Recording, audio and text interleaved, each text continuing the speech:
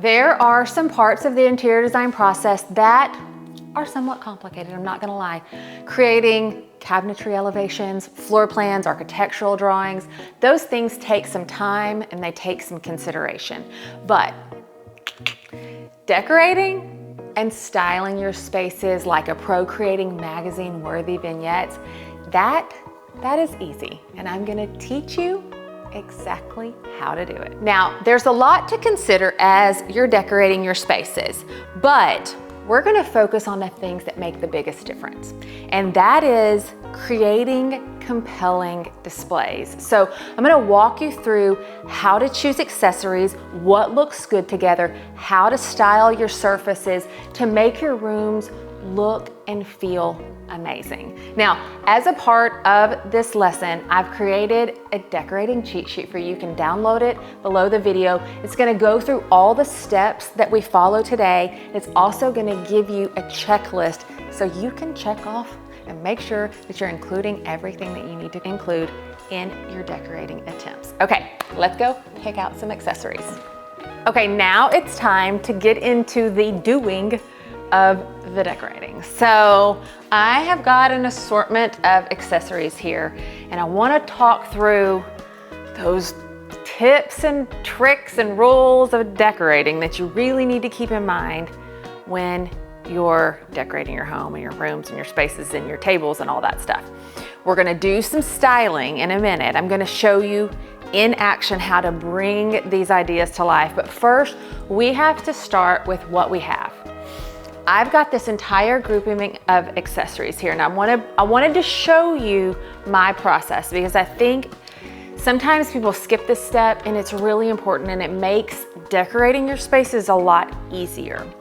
So my pro tip is to always group your options together. Go into your closets, into your cabinets and armoires and all the things and pull out decorative accessories that you've collected.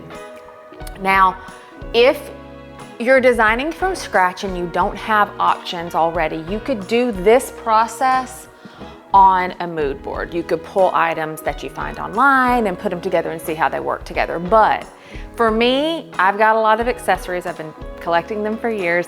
So I like to pull them all out together and see what I've got and see what looks good together. And so that's what we're gonna do right now. The first thing we want to think about when we're building out a beautiful styling moment in our rooms is that we always need a hero. We need a hero of our room, which a lot of times that can be an architectural structure like a fireplace or a bank of windows. But when we're styling a space, we also need a hero. We need a hero of the vignette. So I'm always gonna look for the heroes to start my styling. And I've got some surfaces that I'm gonna show you how to style in a minute, but let's just look at all the options that I have here on the countertop and take into consideration what could be our hero, what brings our eyes in.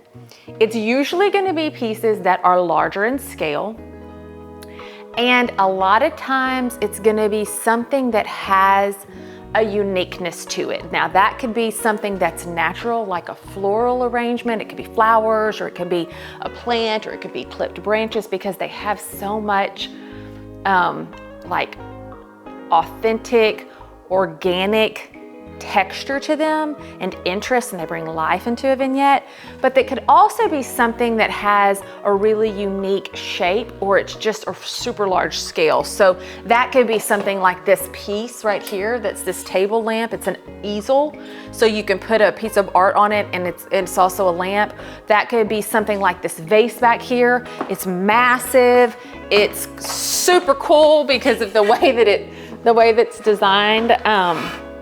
So like this right here could be a hero piece of a vignette. I mean, obviously. So that is something that we need to keep in mind as we're building out our vignettes. The next thing we need to keep in mind is that we've got grounding pieces in our vignettes and in our decorating attempts. And those are the pieces that balance our hero visually And they also act as additional surfaces, elevated surfaces for grouping smaller supporting pieces that we'll talk about in a second. So that could be things like books. It could be some type of a tray. It could be elevated like little risers, like a wooden riser or a marble riser. It could really be anything. It's just it's the grounding visual weight that balances the hero and also acts as a way to display other items, to group other items. The last thing that we need to think about is our supporting pieces. These are the accents of our decorating.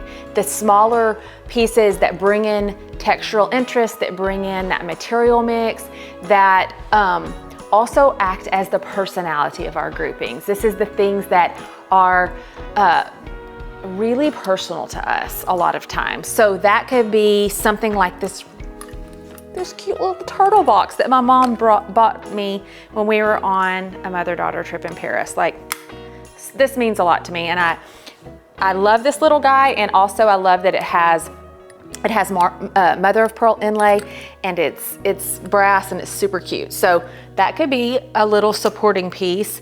Something like, well, really a lot of things could be this glass candle that I designed. This is our Daphne candle, and this is a great little supporting piece. So as we're looking through, through all of this, I'm just thinking through what could be supporting, what could be hero, what could be grounding. Now, pro tip here, this is where you need to put on your listening ears, because this is really important. When we are building out rooms, when we're decorating rooms, or we're creating and styling vignettes, mixing materials is essential.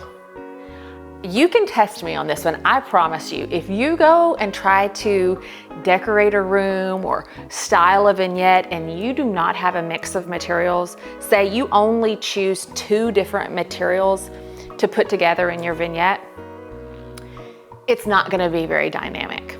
Just like if you were to have all the same color wood furniture in a room, like every piece of furniture in the whole room is gonna be the same wood tone, whoa, give me a yawn. That's not gonna look great. You need variety. You need that visual distinction of materials and mixing and colors and patina. I promise, believe me when I say these things. So I want you to think about that as you're building out your rooms, as you're decorating, and as you're styling your surfaces, because it's just it's easy. It's like the easiest thing to do in the world is like to check off your list of materials. Now, I've created a download for you to help you in your decorating, and all of these tips that I'm sharing with you today are in this download. I think it will be really helpful just for you to have, because you can go through as you're styling and decorating your spaces and check off and make sure that you've included all of these pro tips that I'm sharing, and just help you in making sure that you are including the materials that you need to include, and that you're styling and creating shapes in a way that feel really dynamic and really, honestly, professional. So I want you to think about your material mix right now. So we're gonna start with making sure that we have some type of metal in our vignettes. So that could be the little turtle that I talked about. That could be a metal vase. It could be a candlestick. It could be a little bell. I mean, anything. Or this lamp. This lamp is metal. So that could act as a metal piece. Then I want you to think about adding in something organic texture. Now, yes, we're gonna do that with florals for sure in a vignette, but also something that's stone or something that's wood, and something that will bring in that just beautiful, natural, organic material. So that could be a wooden riser, a stone riser. It could be a beautiful alabaster bowl, this onyx obelisk, anything that's bringing in something from nature that's permanent. It just adds such a layer of beauty and depth to your styling. The next thing we want to make sure we always include is glass. Oh, glass is what like lifts a room and lifts a vignette. Whenever we decorate a room, I always make sure to include a mirror or some type of a glass surface. It just adds a little bit of lightness and sparkle and just kind of brings the entire space up. So we want to do that when we're styling as well. So that could be a glass candle, it could be vases, you could do that with maybe some little glass candlesticks. I mean, anything, just make sure you have a glass element. Then I always make sure that I have some type of pottery or ceramic piece because they add so much like history and detail, authenticity, something that just feels so personal because a lot of times someone made it by hand. So I am a huge collector of handmade pottery. I always have collected it, and this is something that's just, I suggest if you're gonna collect anything for your home, any type of accessory, this is one. It's a really good one to collect because they are always one of a kind. Like if you buy a piece of pottery that has been signed on the bottom, there is no other one that's gonna be like it. And what a piece like this can bring into a vignette is just a lot of depth in the texture that it has and the glaze that it has. So we always want to make sure we include some type, look how cute that is, some type of ceramic or pottery piece in our grouping as well. Here's another one. There's this little guy that's so cute. It's like got a raku glaze on it.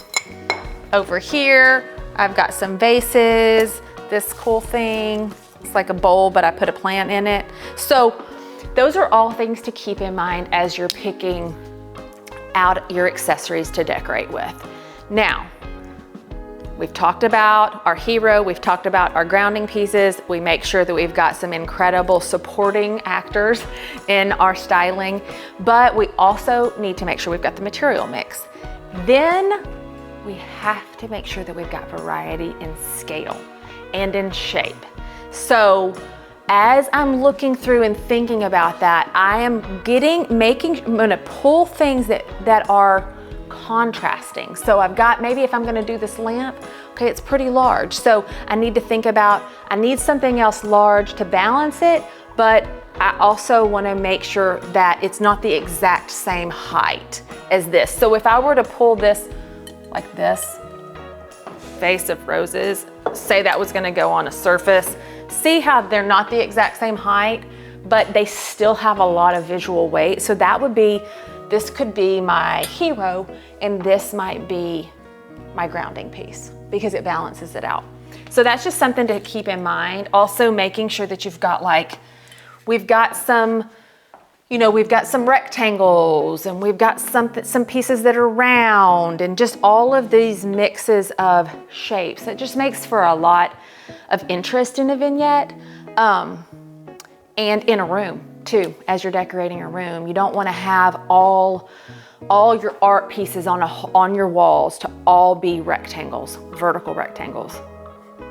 You definitely want to mix in some square pieces of art or maybe a round mirror or something like that. You just need to make sure that you've got variety. Makes a much more dynamic display for your room. Okay, let's go and put all of this design tips and tricks and knowledge into practice and style some surfaces. And I'm going to show you exactly how to use everything that I've told you in real life. Okay, we've moved into the great room and this table vignette right here is the first thing that we're gonna style. So this vase, this dark green glazed pottery vase is our hero of this entire vignette. And I've added in these magnolia branches to give it some height and some organic texture. Now we need to layer in our grounding pieces, okay? So these are those foundational pieces that act as kind of a contrast to our hero. So we've got this lamp that we talked about earlier. It's metal, so it introduces a new material element. And I'm gonna add in this piece of art. And as you can see, it's a really good balance to our hero. because of the scale of it. It doesn't compete, but it gives this whole display some more presence, like more presence, more permanence. Now I need to add in a few more of our grounding pieces. So I'm gonna do a really pretty little book right there. And then I'm gonna do this wooden riser, okay? So we're bringing in additional elements and we're giving ourselves some grounding surfaces to style. All right, that's looking good. That's looking good. Now then, we need to bring in our supporting accents. So I'm gonna do that with, we know we need, what are we missing here? We're missing some glass. Ta-da.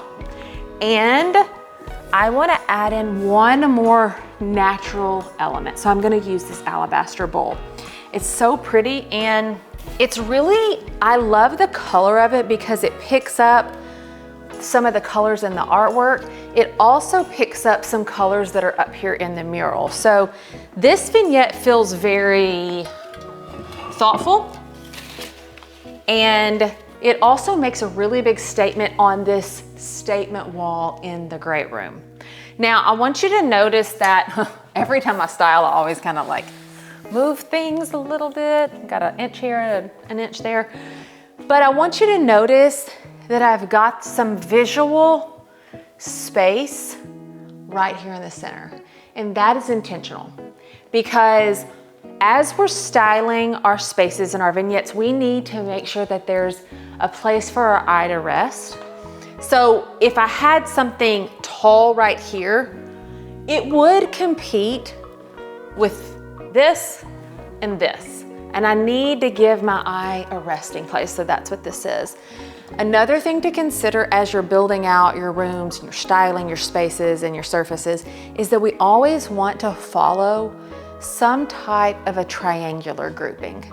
So as you can see here, this creates that really pleasing triangle that we always want to try to achieve when we're styling a surface. Okay, so we've got that one done.